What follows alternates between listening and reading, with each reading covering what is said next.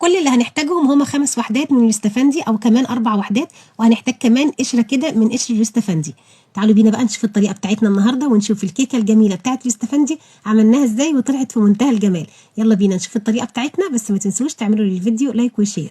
هبدا كده اقشر الاستفندي بالشكل ده، وهنضفه كويس جدا من البذر.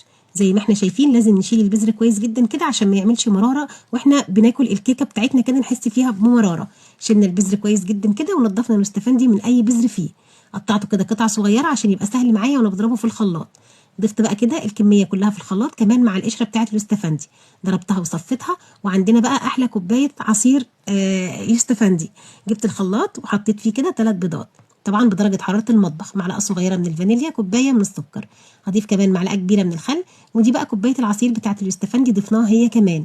ضربنا المكونات كويس جدا كده بالشكل ده، ونزلنا عليهم بقى بكوبايه الا ربع من الزيت. رجعت ضربت المكونات ونزلت كده بيها في طبق.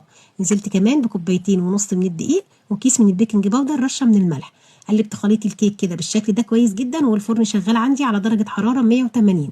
ده القوام بتاع الكيك اهو. هنزل كده بيه في الصينيه وادخله بقى الفرن. هيقعد في الفرن نص ساعه و5 دقايق. بصوا بقى الجمال، شايفين الكيك بتاعنا طالع عامل ازاي؟ قد ايه سفنجي وقد ايه طري وهش، وطعمه بجد في منتهى الجمال، حلو جدا. ولا ريحته بقى كانت قلب البيت. شايفين الجمال؟ يلا جربوه واعملوا احلى كيكه يوستفندي.